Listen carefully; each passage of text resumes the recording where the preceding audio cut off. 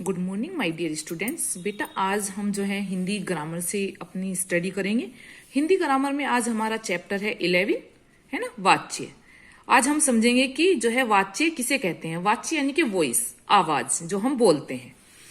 सबसे पहले हम देख लेते हैं वाच्य का अर्थ। वाच्य किसे कहते हैं? जैसे मैंने आपको बताया, वॉइस यानी बोलना, बोलने का ढंग, क्रिया के जिस रूप से यह पता चले कि क्रिया का मुख्य विषय कर्ता है, कर्म है या भाव है, उसे वाच्य कहते हैं। यानी कि क्रिया का मुख्य विषय क्या? कर्ता, कर्म या भाव, उसे वाच्य कहते हैं। और ये कर्ता, कर्म, भाव ये हम इससे पीछे वाले चैप्टर में पढ़ चुके हैं। अब जैसे यहां देखते हैं, बालिका पढ़ रही है।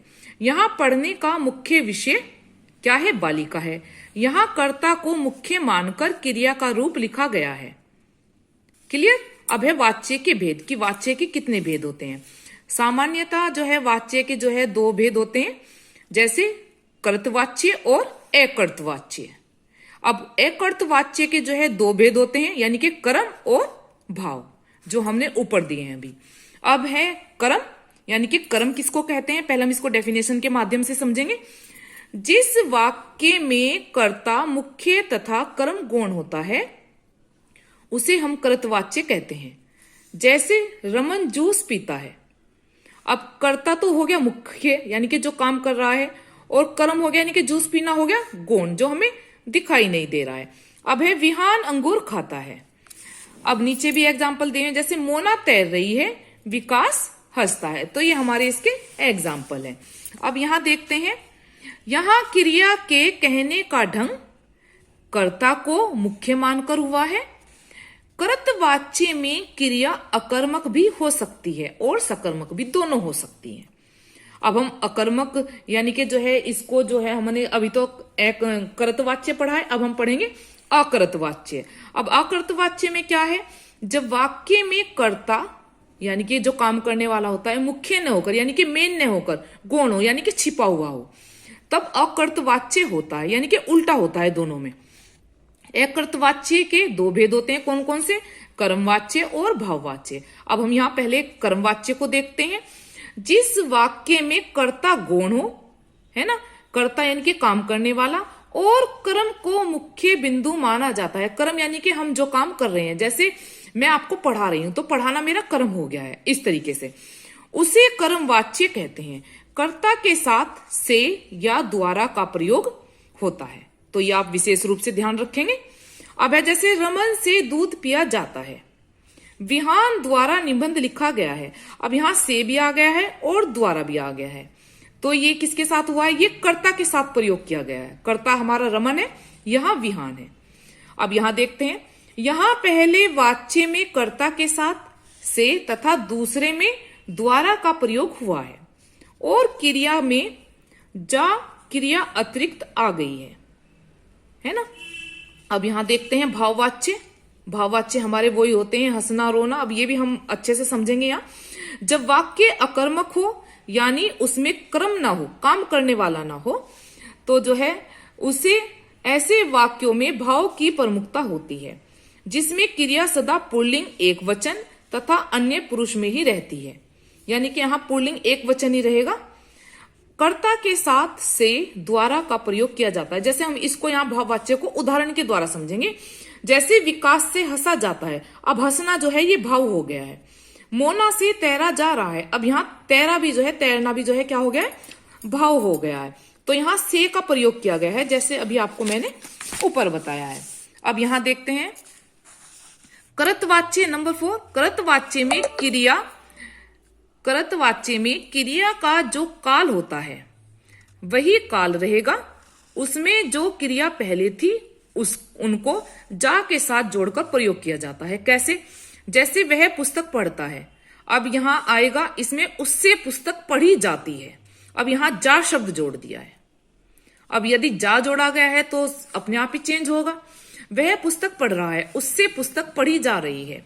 वह पुस्तक पढ़ेगा, उससे पुस्तक पढ़ी जाएगी। वह पुस्तक पढ़ सकता है, उससे पुस्तक पढ़ी जा सकती है। वह पुस्तक पढ़ रहा था, उससे पुस्तक पढ़ी जा सकती थी। उसने पुस्तक पढ़ी, उससे पुस्तक पढ़ी गई। बहुत ही सिंपल है बेटा। अब है हमारा कृत वाच्य से भाववाच्य बनाना, यानी कि कर्ता के साथ से के द्वारा या द्वारा लगाया जाता है। तो कैसे, इसके एग्जाम्पल नीचे हैं, लेकिन हम पहले यहां से देख लेते हैं। मुख्य क्रिया को सामान्यता भूतकाल की क्रिया के, भूतकालीन के जो बीत चुका है, एक वचन में बदलकर उसके साथ जा धातु के साथ एक वचन पुल्लिंग अन्य पुरुष का प्रयोग किया जाता है। अब जैसे यहां दिया हुआ है, मैं नहीं पढ़ रहा हूं, तो मुझसे पढ़ा नहीं जा रहा है। मैं पढ़ता हूं, मुझसे पढ़ा जाता है। मैं अब पढ़ सकता हूं, मुझसे अब पढ़ा जा सकता है। मैं कब पढ़ सकूंगा, मुझसे कब पढ़ा जा सकेगा। मैं कब पढ़ सकूंगा, मुझसे कब पढ़ा जा सकेगा। ये क्वेश्चन मार्क में दिया हुआ है बेटा। मैं कब पढ़ सकूंगा, मुझसे कब पढ़ा जा सकेगा। मैं अब पढ़ूंगा, मुझसे अब पढ़ा जाएगा। मैंने बहुत पढ़ाई की, मुझसे बहुत पढ़ाई की गई। क्लियर। अब हमारे यहाँ इसके जो है एक बार फिर से हैं, तो यहाँ जो है हमारा यही दिया हुआ है जो हमने ऊपर पढ़ा है। तो लेकिन अब हम यहाँ इसके क्वेश्चन आंसर देखेंगे।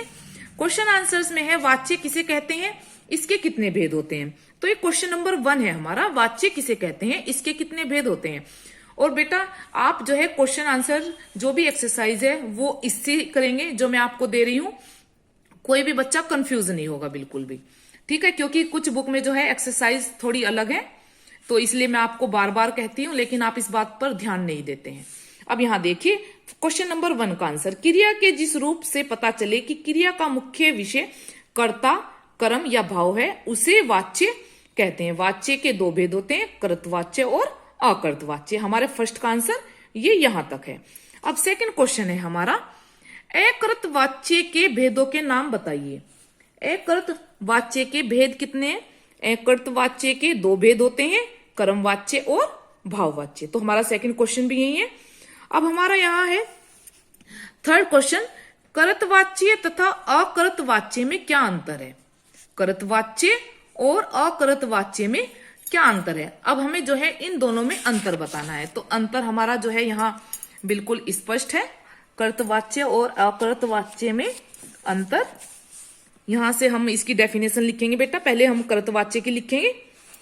तो जिस वाक्य में कर्ता, मुख्य तथा कर्म गौण होता है उसे हम कृतवाच्य कहते हैं। इसका हम एग्जाम्पल भी इसके साथ देंगे। अब इसी का ही यहाँ हमारा सेकंड है, जब वाक्य में कर्ता, ये ऊपर हेडिंग डालेंगे आप, जब वाक्य में कर्ता मुख्य न होकर गौण हो तब अकृतवाच्य होता है ना। अब ये आप यहां से यहां तक की इसकी डेफिनेशन लिखेंगे। क्लियर। अब हमारा आता है क्वेश्चन नंबर, ये हमारे क्वेश्चन पूरे हो गए हैं तीनों। अब हमारी आती है एक्सरसाइज, दिए गए वाक्यों के वाच्य भेद। अब इन वाच्यों के भेद बताने हैं हमें। जैसे रोहन जोर से हंसता है, तो कृतवाच्य। पिताजी समाचार पत्र पढ़ रहे हैं, कृतवाच्य, क्योंकि करती है अभी। सोनाक्षी ने मधुर गीत गाया, कृतवाच्य। मुझसे दूध नहीं पिया जाता, कृतवाच्य। राम जी से, दादाजी से सोया नहीं जाता, सोया नहीं जाता, तो ये हमारा भाव है सोना, भाववाच्य। बच्चा बॉल से खेलता है, तो ये हमारा कृतवाच्य है।